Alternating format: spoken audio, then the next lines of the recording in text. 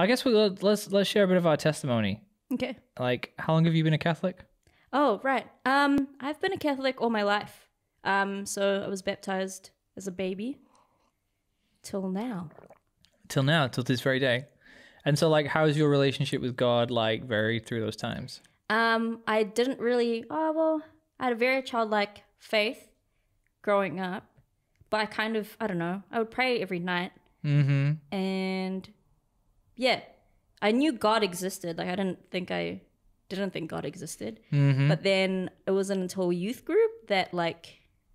Is that YFC? Oh, yeah, YFC. Youth for Christ, shout out, Youth for Christ. Yeah, that I was like, oh, like, he's not just some guy in the sky. Oh, really? Yeah, he's a guy... My heart. No, it's okay. He's a... He just wants a relationship with me and stuff like that. Yeah, and so when I was probably 16 till now, 11 years. All right, so like 11 years, you've kind of been more on fire with it. Okay, cool. What about you? Well, I converted from complete indifference / agnosticism / Anglicanism, because what's the difference really? To hot take, to Catholicism when I was 22. And so I had next to no faith until then. And then I realized that God existed because I actually experienced people believing in God. Like, being English, we have a very Christian culture. So even non-Christians are more Christian than non-Christians. What? Anyway. Say that again, sorry. Even non-Christians are more Christian than atheists, let's say. Like, Right. people who are strictly atheists, like, I don't believe in, even the atheists have Christian values because it's so ingrained in the culture. Sure. Even, well, less so as culture continues, because, you know.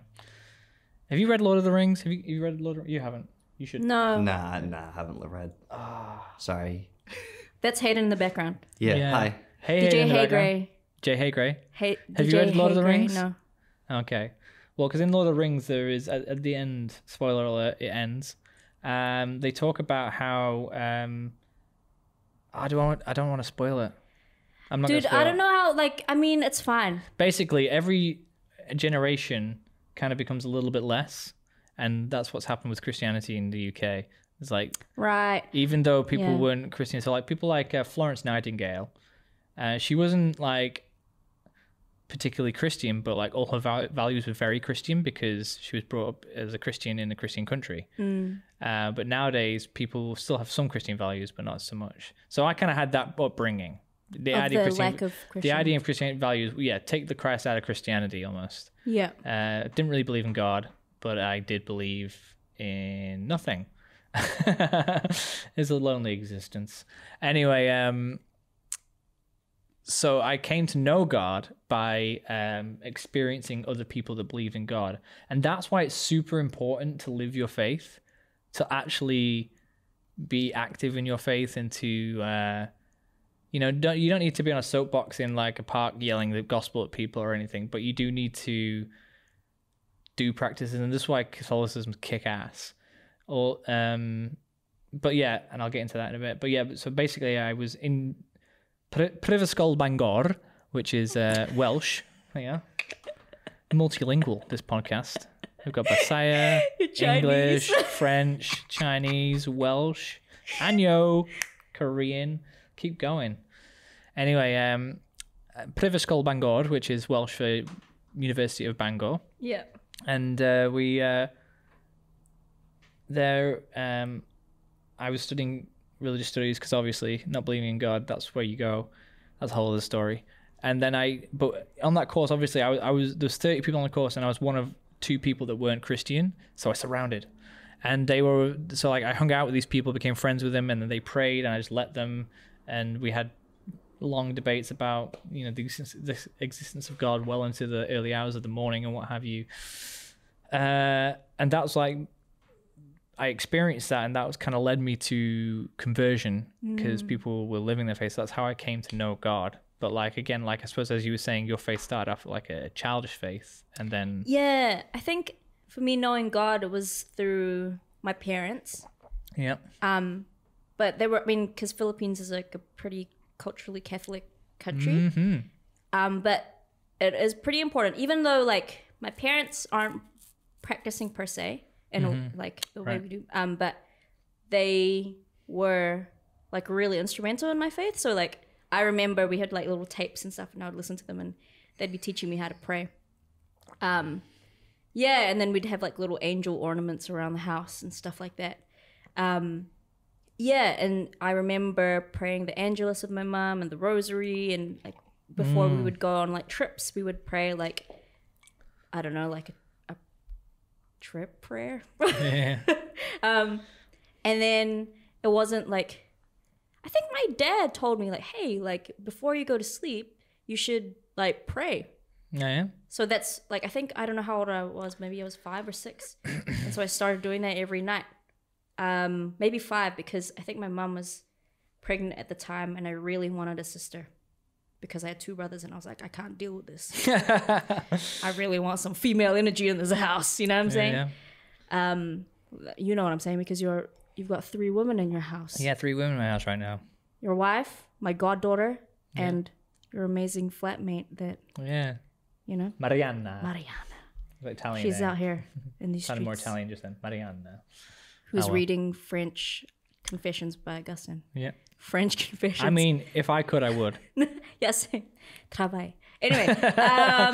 Yeah, and so I would pray, and every night I'd be like, God, thank you for the day. Can I please have a sister? That was my prayer for like That works. a year, and I got a sister. Boom. And then I tell my sister all Power the time, prayer, I'm power like, prayer. look, you wouldn't have been here without me. Yeah, you would have been a boy. If she pisses me off, I'm like, yeah, you wouldn't have been here if it wasn't for my prayers. She's like, I don't care. Yeah. Here's my crystals. Yeah. Which is the it's hot take. hot take.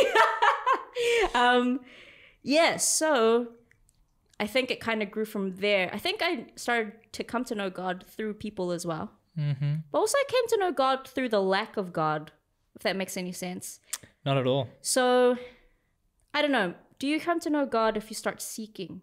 You know, like, because I think I was in high school and I started watching Oprah. Shout out Oprah. And she's like all up in this new age stuff, you know what I mean? And she was reading Eckhart Tolle, which I do not recommend everybody. Eckhart Tolle is not the way. Tolle. But that was the way that God used me and my stupidity. I was like, this is the truth. It was like new age. Right. And I remember going to mass, and it was quite symbolic because in my church, it's like the altar, and then it's like side kind of like seats, whatever. And the PowerPoint was here. I think we might have, yeah. So me and my friend were just looking at the PowerPoint, not actually facing the altar. Everyone's facing the altar. And I remember like having my back to the altar, reading the creed after watching Oprah and reading Eckhart Tolle and reading the creed. And I was like, this what kind of mass true. was this? No, it was just, I don't know. It was just You like had Oprah, mass. Eckhart Tolle. No.